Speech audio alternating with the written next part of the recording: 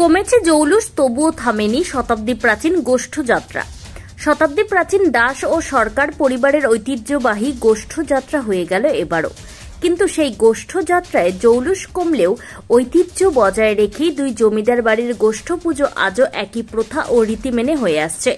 প্রথা মেনে গরুকে মালা পরিয়ে ধূপধুনো দেখিয়ে শুরু করা হয় দুই জমিদার বাড়ির গোষ্ঠ শোভাযাত্রা। কীর্ণাহারের দাস পরিবারের সদস্য সুরেন্দু দাস বলেন, শতাব্দী প্রাচীন গোষ্ঠযাত্রায় উৎসব অনুষ্ঠানের দিক দিয়ে জৌলুস কমেছে। সেই জৌলুস ধরে রাখতে যথাযথ নিয়ম মেনে নিষ্ঠার সাথে গোষ্ঠযাত্রা ধরে রেখেছে দাস পরিবারের সদস্যরা। অন্যদিকে কীর্ণাহার সরকার পরিবারের সদস্য স্বপন কুমার সরকার বলেন, বর্তমানে এখন যা চলছে তা ঐতিহ্যকে ধরে রাখার জন্যই। পূর্বে ভোরবেলা থেকে বিভিন্ন বাদ্যযন্ত্রের মাধ্যমে মুখরিত হতো সরকার বাড়ি, পরে সকালে রীতি মেনে পুজো অর্চনার মধ্য দিয়ে শোভাযাত্রা বের করা হতো, কিন্তু সেসব এখন অতীত।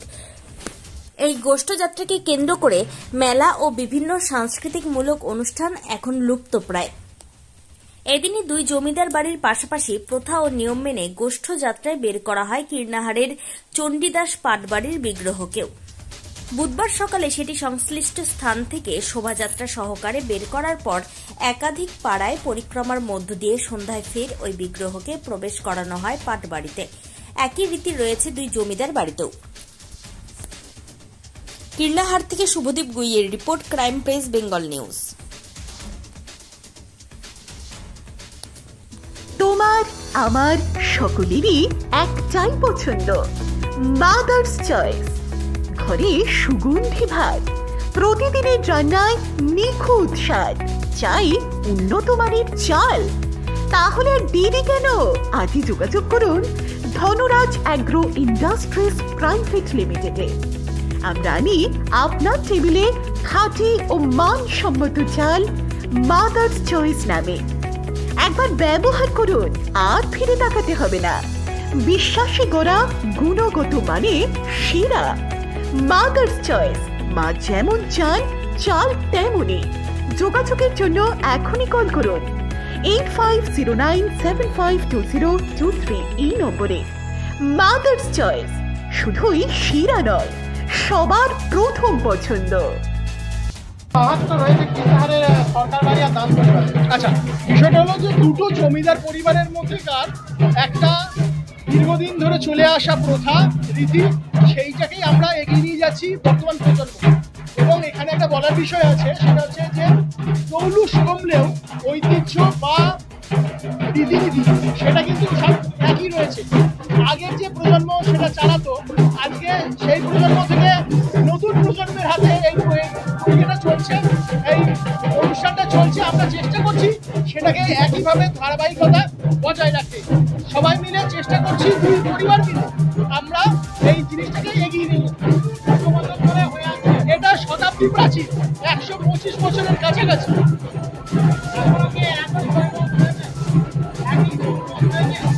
না, জৌলুস কমেছে, এটা সত্যি কথা, জৌলুস কমেছে, কিন্তু রীতি প্রথা একই আছে, সেই আবহাওয়াটা একই আছে। অর্থাৎ সামগ্রিকভাবে আমাদের যেটা বলার বিষয়, সেই ঐতিহ্যটাকে আমরা ধরে রাখার চেষ্টা করছি। এবং আমরা সবাই মিলে, আমরা আছি দাসবাড়ি, সরকার পরিবার আছে, আমরা সবাই মিলে চেষ্টা করি এই জিনিসটাকে এগিয়ে নিতে নতুন প্রজন্মের হাতে। আমি এই বংশের জমিদার ফ্যামিলির, যে কিন্নার প্রাচীনতম যে জমিদার সরকার ফ্যামিলি এবং কিন্নার শিবচন্দ্র হসপিটালের প্রতিষ্ঠাতা হিসেবে আমি ওই বংশধর হিসেবে আমি প্রারম্ভিকভাবে যেটুকু আমার 70 বছর বয়স, আমি 70 বছরে যেটুকু অভিজ্ঞতা বা যেটুকু আমি চোখে দেখেছি সেটা সম্বন্ধে বর্ণনা করলে সেটা সম্বন্ধে মানে অতীত ব্যাপার হয়ে যায়। তা যাই এখন বর্তমানে যেটা চলছে সেটা ঐতিহ্যটা ধরে রাখার জন্য চলছে। পূর্বে যেটা হতো সেটা ভোরবেলাতে নববধ সব বাজতো, নববধ এবং সমস্ত বাজনা বাজতো, এবং ভোর থেকে যেন একটা মানে আনন্দের রোল পড়ে যেত, এবং কোনো মাইক ছাড়াই বাজনা আমাদের সমস্ত কিছু বাজনা বাজতো। তারপরে ভোরবেলাতে গরু দিকে সমস্ত প্রচুর গরু ছিল, এবং সেই গরুগুলাকে আমার 3 তরফের অন্তপক্ষে 100-200 গরু সেটা একসঙ্গে চান টান করিয়ে তাদেরকে গলায় মালা পরিয়ে তাদেরকে সামনের সারিতে রেখে তারপরে ঠাকুর আমাদের বাড়ি থেকে পরিব্রজ হইতে পরে পথক্রমা করে নির্দিষ্ট কয়েকটি জায়গায় সরকার বাড়ি যারা সম্মানিত, যেমন কিন্নারের প্রথমেই ঠাকুর আমাদের নামানো হতো সিংহবাহিনী, কিন্নারের সিংহবাহিনী বলে যে একটা মন্দির আছে সেইখানে নামানো হতো। তারপরে মজুমদার ফ্যামিলিতে ওখানেও ওরা সম্মান করতে, ওরা আমাদেরকে ঐতিহ্যভাবে ওই বাড়িতে নামানো হতো। তারপরে রায় ফ্যামিলি নামানো হতো, তারপর রায়চৌধুরীর ফ্যামিলিতে নামানো হতো। তো ওইখান থেকে ঠাকুর চলে যেত আপনার পাণ্ডাপাড়া, পাণ্ডাদের যে আমরা সেবাইতে যে ভদ্রকালী মায়ের সেবাই, ওদের ওইখানেও নামানোর পরে সেইটি চলে গিয়ে আমাদের পুকুর যে দাস ফ্যামিলি যেখানে একটা নির্দিষ্ট করেছিল সেখানেও নামানো হতো। সেটা হচ্ছে এখন কিন্নারের একটি দুর্গা মন্দির করেছে বারোয়ারি হিসেবে, যেটা দেশ সরকার মানে তখন দেশ সরকারের ডিসপেন্সারির পাশেই ওই পুকুর পাড়ে ওইখানে নামানো হতো এবং ওইখান থেকে সম্বন্ধে আমরা ঠাকুর চলে আসতো, বরাবর চলে আসতো। আমাদের নির্দিষ্ট স্থান ছিল কিন্নার ভদ্রকালীতলায়, ওইখানের সামনে এসে যে হালদার পুকুর আছে সে হালদার পুকুরের সামনে ওই ঠাকুরটিকে ওখানে নামিয়ে সারাদিন ধরে কীর্তন হতো এবং কীর্তন পরিক্রমা করে এবং সমস্ত ভক্তবৃন্দ যারা কীর্তনারী ছিলেন এবং তারা কীর্তনকে শ্রবণ টবণ করে পরে তাদেরকে ওইখানে মৎস্য এবং তখনকার দিনে লুচি ভোগ, প্রথমে লুচি ভোগ হতো এবং সেই লুচি গোটা কিন্নারের থেকে আশেপাশের সমস্ত জায়গাতেই প্রসাদ বিলি হতো এবং তারপর এখন কটি জায়গায় থামে? এখন মোটামুটি 7 জায়গায় ঠাকুর থামে। কিন্নার সরকার ফ্যামিলির ঠাকুর 7 জায়গায় থামে। দাস পরিবারও কি তার সঙ্গে মিলিত? না, দাস পরিবার কিছু জায়গা আমাদের সঙ্গে নয়, তারা অন্যান্য জায়গায় নামে। তারা কটি জায়গায় নামে? তারা 5 জায়গায় নামে, তারা জানি 7 আর 5। এখন কি সেই জৌলুস রয়েছে? এখনও সেই জৌলুস ধরে রাখার চেষ্টা করা হয়েছে, তবে সেই ঐতিহ্যপূর্ণ জৌলুস এখন আর অতটা বর্তমান যে প্রারম্ভিক যে বাজার দর সেই বাজার দরের সঙ্গে সমতা রেখে সেটুকু করা যায় না। এবং এখন আগে ছিল মানুষের আন্তরিকতায় পুজোটা হতো, এখন সেই আন্তরিকতা অনেক ক্ষেত্রে সবই অর্থনৈতিকভাবে নির্ভর করে। আপনার নাম ও পরিচয়? আপনার নাম?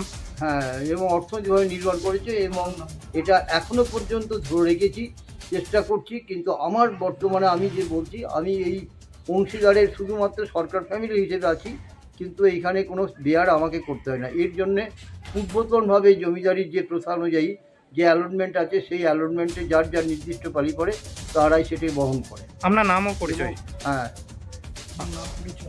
আমার পরিচয় কিন্নার সরকার বাড়ির ফেস হচ্ছে শ্রীরাম সরকারের ছেলে হচ্ছে চালমানি পূজা গোল্ড, মিনিকেট, রত্না, স্বর্ণ 10 আর দুধের স্বরের বিশুদ্ধতা।